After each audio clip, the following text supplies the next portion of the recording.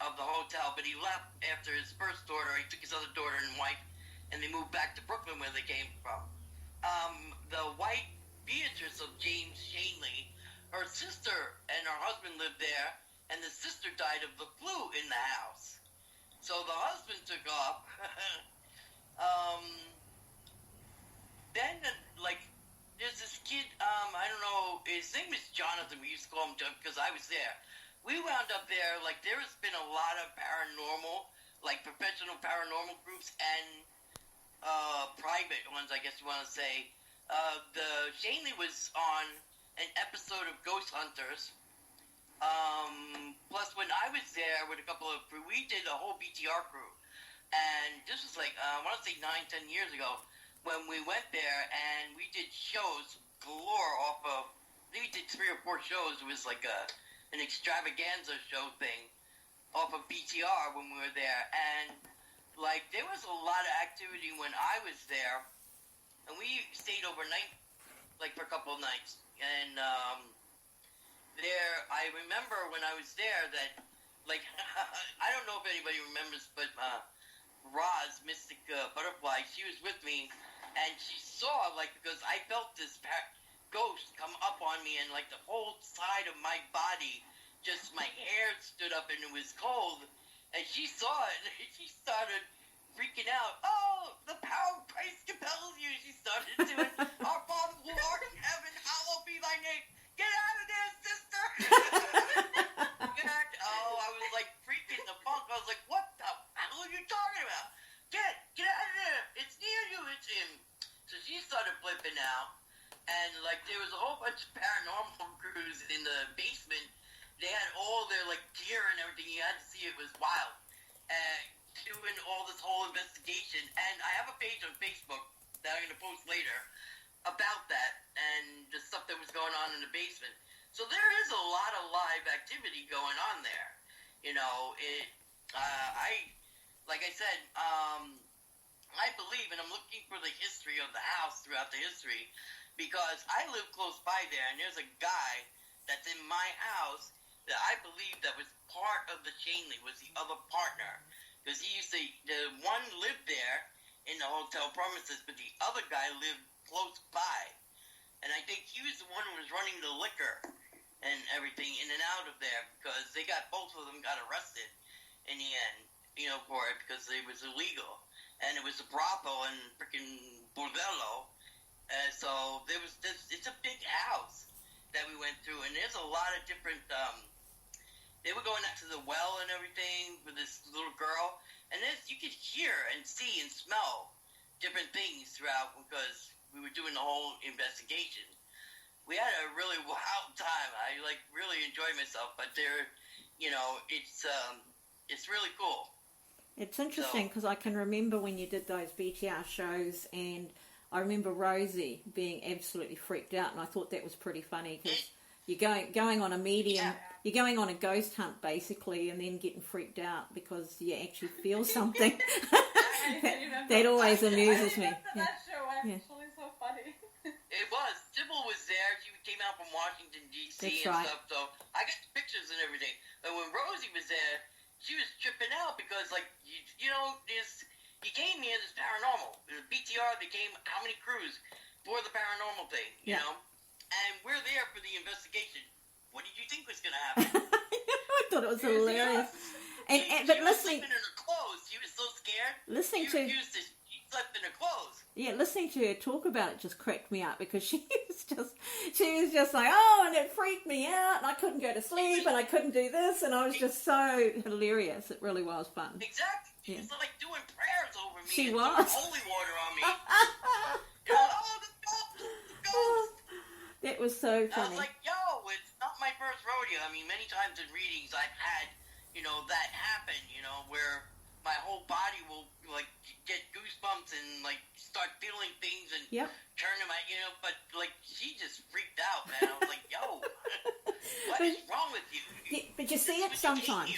But you do see it sometimes, right? You look at paranormal groups and paranormal videos, And one of their biggest deals is, you know, somebody's going to be screaming and carrying on like a pork chop, and so they become unreliable witnesses at that point, don't they? Because they're not considering what's going on or what they're feeling; they're just freaking out because they felt something.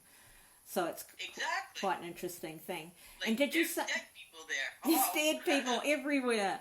So you were going to say there was a connection between that and your house in Würzburg?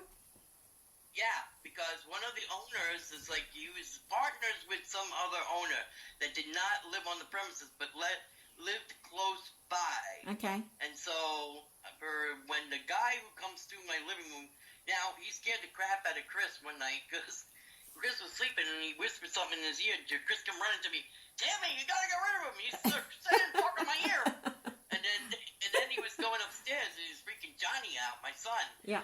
And so he stays mostly up on the second, third floor. Okay. But I mean, yeah, I have a strong.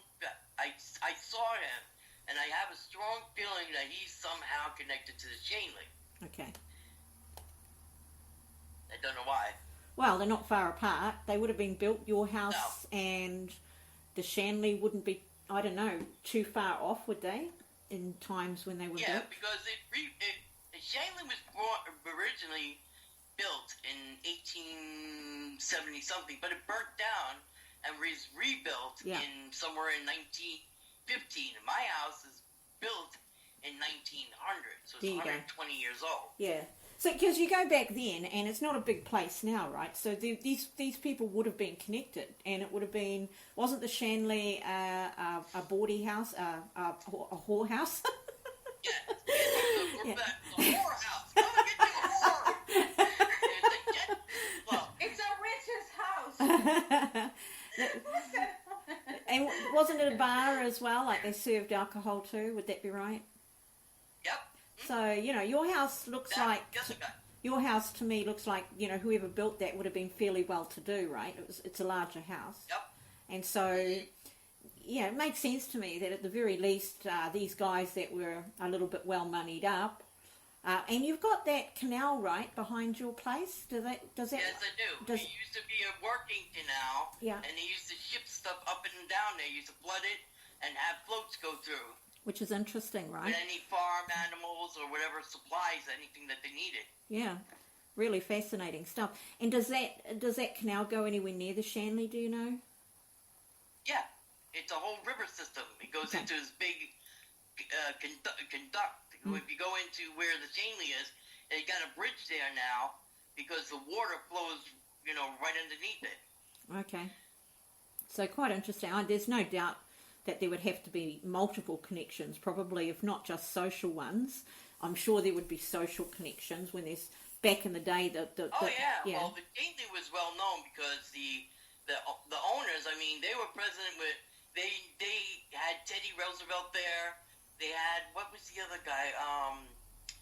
The wife was friends with the Roosevelt, the wife. Yeah. But there was someone else too, I forgot, was really well known that was also there. I forgot his name. But anyway, they had many people that were there, well-known people from the city, because it was supposedly a nice vacationing atmosphere, you know, take your family away and go upstate, you know, on a nice vacation. Yeah, I remember when I was there, and there was another ghost hunting trip, if you remember when you took me there, and we were downstairs, and we were just, the ghost hunting crew came through, and they were just chatting, and then I saw that soldier, or whatever, he was wearing the grey uniform, if you recall that. Right on the wall, right? Yeah, that's right. And that's him. Yeah, saw him standing there, and of course they were all talking, and I thought it was quite funny, because the problem with paranormal hunters would be the lack of sensing. I guess there's a lot of reliance on equipment, and there's this guy standing right there. Yeah, and I'm like, nobody notices that, so I just stood there and watched him for a wee while. I know, like they had like I want to say non-professional ghost hunters go there, but galore. Yeah. But they had they were on the professional ghost hunters on series on TV. Yeah. You know, so they're like, oh, the writing's on the wall. It's a well-known space.